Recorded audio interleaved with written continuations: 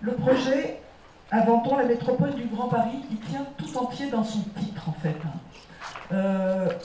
Inventons la métropole, c'est pas réinventer Paris. Hein. Inventer quoi? Inventer la métropole. Donc essentiellement, et vous le voyez, cette carte le montre bien, essentiellement le cœur de la région Île-de-France, là où on est dans la zone urbaine dense, en grisé donc sur la carte.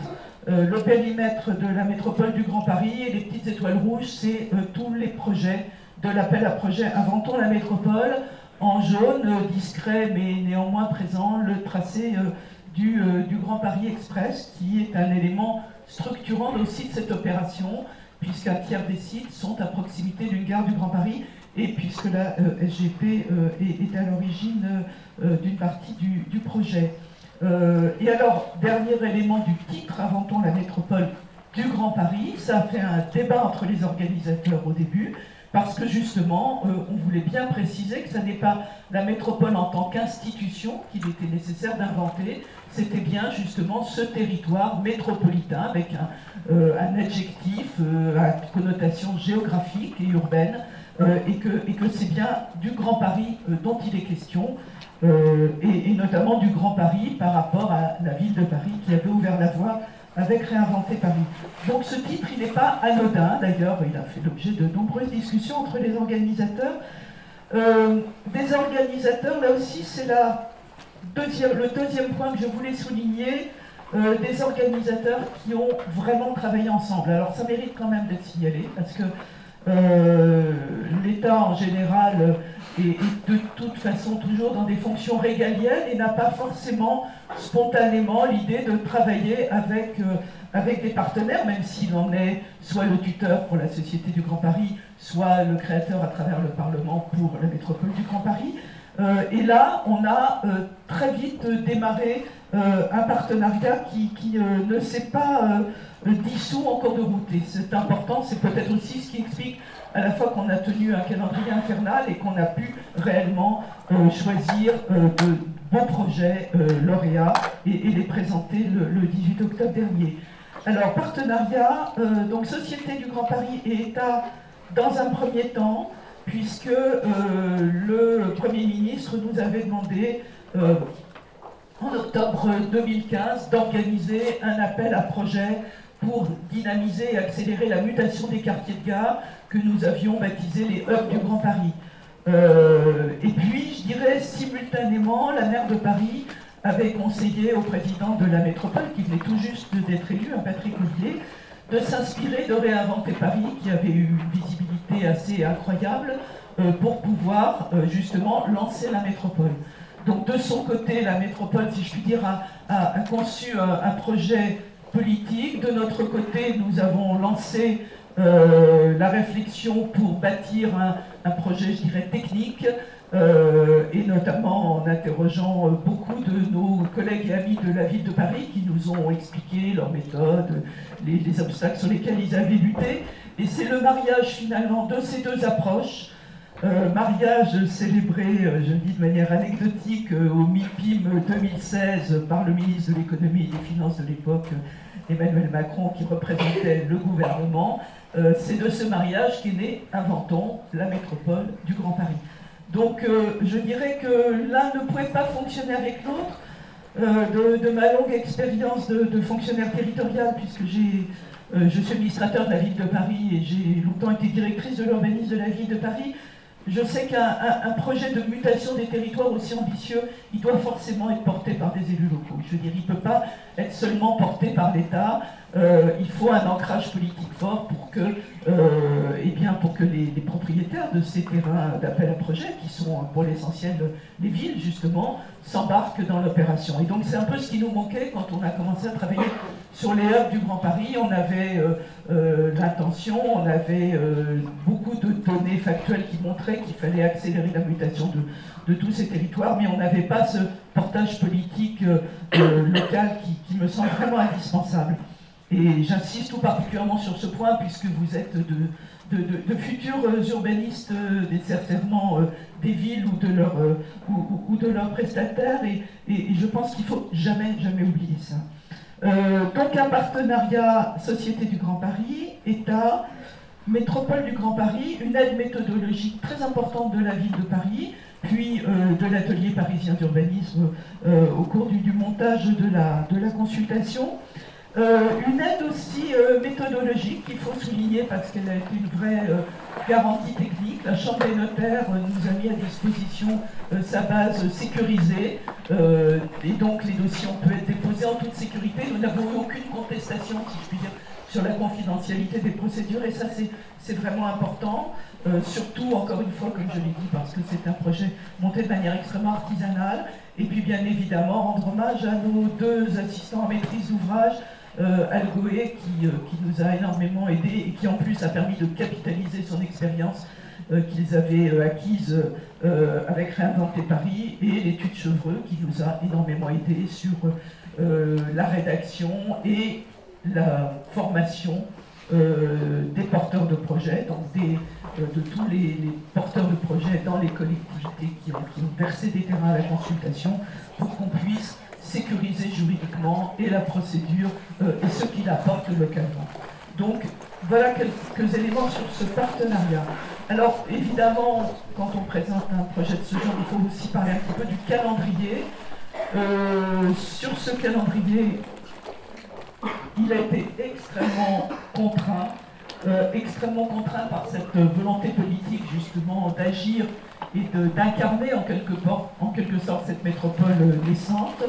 Je vous ai dit, de notre côté, LGP, on a reçu une commande de Matignon en octobre 2015. Du côté métropole, donc, un projet qui s'élabore, une intention, je dirais, qui se définit au début de l'année 2016, un lancement au MIPIM en mars 2016, mais tout ça c'était uniquement du discours. Ensuite il a fallu en temps masqué bâtir évidemment ce qu'on fait, comment on le fait, comment on se sécurise, à qui on s'adresse, etc. La métropole, enfin nous avons monté, parce qu'encore une fois on était vraiment très très solidaires, y compris dans l'assemblage des dossiers et toutes sortes de tâches extrêmement matérielles. Présentation du projet au maire de la métropole au pavillon Baltard le 23 mai 2016.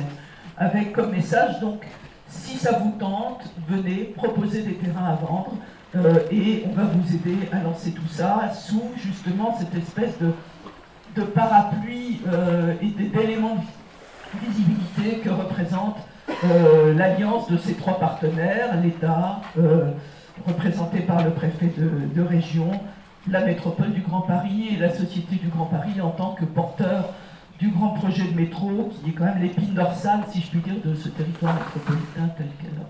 Une épine dorsale très discrète sur cette carte, puisqu'elle est en jaune, mais qui réellement est l'élément structurant de ce nouveau territoire. Présentation au maire de la métropole en leur disant « Vous avez jusqu'à fin juillet pour nous proposer des sites ». Alors on était dans l'improvisation complète en se disant « Si on en a 20 ou 30 recevables, ça va être bien. » D'ailleurs, moi, j'avais dimensionné les marchés d'assistance à maîtrise d'ouvrage sur ce volume-là. Et on s'est retrouvé avec 112 sites proposés. Donc, un enthousiasme assez extraordinaire. 70 communes de la métropole. Tiens, ça, voilà. 70 communes de la métropole sur les 139, je crois, de la métropole. Donc, assez largement représentées, hein, comme les étoiles vous le montrent. Alors ces 112 sites, tous n'étaient pas recevables parce qu'on a beau passer un message bien aidé par les juristes, il y avait des maires qui avaient envie de débloquer des dossiers ou d'aménager leur espace public ou de construire des équipements publics, et on leur a dit non, un appel à projet juridiquement, c'est pas possible, c'est pas un marché public, on peut pas prendre un risque, je vais vous faire prendre un risque juridique, donc il faut que ça soit réellement une vente de droit à construire. Qui laisse suffisamment de liberté à l'acquéreur pour pouvoir ne pas être qualifié en marché public. Donc on a regardé ces 112 propositions sous cet angle, on les a regardées évidemment sous l'angle des servitudes d'urbanisme, et à cet égard les services de l'État, la direction régionale de l'équipement, ont fait un travail remarquable en juillet et août 2016 d'analyse technique de tous ces sites.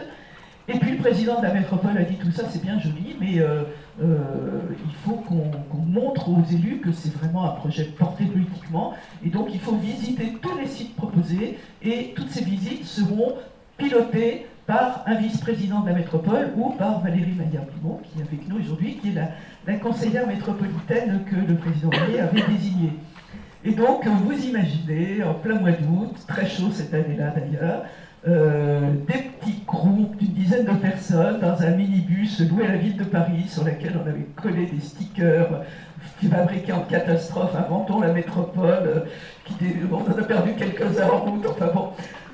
On arrive dans les villes et du coup on est systématiquement reçu par le maire, bien qu'on soit en période de vacances, très rarement un adjoint, mais vraiment un très fort engagement, qui nous fait visiter le site et qui nous vend son projet en quelque sorte. Et je pense que c'était un élément extrêmement important pour justement créer cette dynamique territoriale et aussi partager cette connaissance de la métropole sur laquelle vous allez revenir peut-être dans la première table ronde. Imaginez des élus emblématiques de la métropole d'un territoire du Nord, par exemple, qui découvrent tout d'un coup les grands champs de blé verdoyants du fond du Val-de-Marne, sur lesquels certains élus disaient mais il y a des grands terrains qui peuvent être construits, on peut faire de l'agriculture urbaine, etc. etc. Imaginez des maires, un maire ou vice-président d'une ville très dense, limitrophe de Paris, offrant un tissu urbain quasi parisien, qui se retrouve confronté tous les enjeux d'un maire d'une grande métropole, d'une grande commune très pauvre, avec essentiellement des grands ensembles en réhabilitation. Donc vous voyez, d'un choc culturel aussi, qui était vraiment très important et très dynamisant dans ce processus. Alors, bon, je quitte un peu l'anecdote, mais pour essayer d'incarner le sujet, et je reviens donc sur cette analyse des sites qui a conduit le comité d'organisation, co-présidé par le préfet de région et par le président de la métropole. Donc là aussi, ça incarne symboliquement, mais aussi réellement ce partenariat. Le comité d'organisation a choisi parmi les 112 sites candidats ceux qui pouvaient réellement faire l'objet de cette consultation, en tout cas en premier tour. Pour une première session, 59 sites sont choisis sur des critères évidemment de viabilité, mais aussi éviter qu'il y ait 2 sites par commune, sauf si l'un d'entre eux a vraiment une dimension métropolitaine exceptionnelle, et répartir un peu géographiquement. Donc d'où cette carte, même si on a perdu 2-3 sites en route, en cours de route. Donc ces sites, ils ont été présentés de nouveau au pavillon Baltard à Nogent-sur-Marne le 10 octobre 2016, et on avait invité, en fusionnant tous nos fichiers, tous les professionnels de l'aménagement et tous les maires porteurs de projets. Donc le pavillon Baltard, comme son nom l'indique, c'est un pavillon démonté des Halles de Paris, construit au XIXe siècle, démonté dans les années 70, remonté à Nogent, donc un grand bâtiment industriel immense, qui était plein, à craquer, et qui est entouré d'une mezzanine, et sur la mezzanine, on avait mis des petits stands avec des kakémonos, le nom de la commune, la présentation du site sur la base des travaux de description faits par l'atelier parisien d'urbanisme. Et les maires, en quelque sorte, faisaient l'article et vendaient leur site aux professionnels qui étaient là ce jour-là. Donc, énormément d'intérêt, et du coup, énormément de candidatures quand les candidatures ont été remises à l'issue du premier tour. Le 13 janvier 2017, on avait 420 candidatures pour ces 59 sites. Il a donc fallu faire un premier tri, les candidatures étaient essentiellement sur une note d'intention, une composition d'équipe, et pas beaucoup, une première esquisse, donc des données assez vagues pour qu'on n'embarque pas des gens dans trop de travail qui, in fine, ne déboucheraient pas sur l'éventuelle possibilité d'être lauréat. On a retenu, à l'issue de 59 jurys, le 1er mars 2017, 164 candidatures qui donc ont été invitées à proposer une offre. Et là, on sautait évidemment de l'aspect intention à l'aspect très sérieux. Donc les offres devaient être mises le 31 juillet 2017, et les offres, c'est forcément du très sérieux, puisque on parle d'innovation en termes de procédure et d'organisation de la maîtrise d'ouvrage. L'innovation fondamentale, c'est qu'on n'est pas sur un concours d'architecture ou d'urbanisme, on est sur une vente de terrain, encore une fois, une vente de terrain public, donc en plus assorti évidemment d'un certain nombre de conditions, notamment un avis favorable de France Domaine, et puis une délibération du conseil municipal préalable à la session.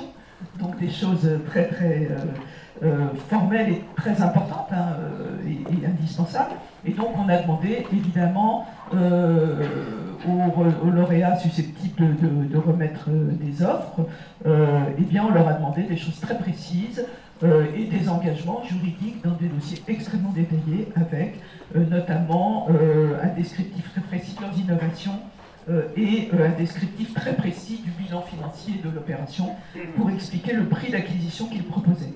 Sur cette base-là, les assistants à maîtrise d'ouvrage ont travaillé pendant l'été comme d'habitude et les jurys se sont réunis en septembre et octobre 2017 dans un rythme assez effréné à la métropole, sans problème, ce qui est assez extraordinaire. Puisque vous imaginez 59 jurys très formels avec des auditions des candidats, toujours présidés par le président de la métropole ou par un de ses vice-présidents, le maire ayant voix non seulement délibérative, mais son avis prévalant en cas d'avis différent du jury, et une annonce des résultats qui a effectivement pu être tenue dans ce calendrier, puisque un an après l'annonce des sites, on a annoncé les lauréats le 18 octobre 2017. Voilà, alors si vous voulez en savoir plus, je vous invite à aller voir l'exposition des projets lauréats, question pavillon de l'Arsenal, jusqu'au mois de mars prochain, je crois, et à consulter le catalogue qu'on va peut-être mettre en consultation, puisqu'on en a amené quelques exemplaires. Et du coup, vous en saurez le plus à ce stade. Alors je dis bien à ce stade parce qu'effectivement tout reste à faire, et Daniel l'a bien souligné. Ces intentions de vente, elles doivent se conclure, si possible relativement rapidement. Je dis bien relativement rapidement parce qu'on est sur des choses complexes, on est sur des grands sites, ça va être, je pense, pointé dans la table ronde qui vient. C'est pas des parcelles, c'est souvent plusieurs hectares, voire dizaines d'hectares de territoire métropolitain. C'est donc des ventes complexes que doivent assurer des ingénieries de collectivités territoriales, parfois pas forcément suffisamment outillées pour ça, on essaye de les aider. Et puis, ça doit déboucher, au-delà des ventes, sur des dépôts de permis de construire, sur des chantiers et sur cette dynamisation du Grand Paris que nous escomptons tous à travers l'organisation. Donc, le film n'est pas complètement joué, il faut attendre la suite. On peut simplement dire que pour nous, organisateurs, il y a déjà 3 conclusions à en tirer. La première, c'est que nous avons tous découvert collectivement la diversité des territoires de la métropole et donc des enjeux métropolitains qui se présentaient. La deuxième chose, c'est que nous avons constaté avec bonheur, mais c'est quand même mieux quand on le constate, un énorme pouvoir d'attraction du Grand Paris, qui a mobilisé des équipes non seulement très nombreuses, mais avec une vraie diversité et une vraie richesse. Et troisièmement, justement, c'est la qualité des réponses. Et ça, vous pourrez aussi en juger en allant voir l'exposition Pavillon de l'Arsenal. La qualité et l'originalité des réponses, là aussi, ont dépassé largement nos espoirs, largement ce que nous pouvions espérer au vu de Réinventer Paris. Comme on n'est pas sur les mêmes échelles, puisque Réinventer Paris est plutôt à l'échelle de la parcelle, et là on est plutôt à l'échelle de l'îlot, voire plus, eh bien on a des choses très différentes qui vont certainement être pointées au cours de la discussion, donc je n'en dis pas plus.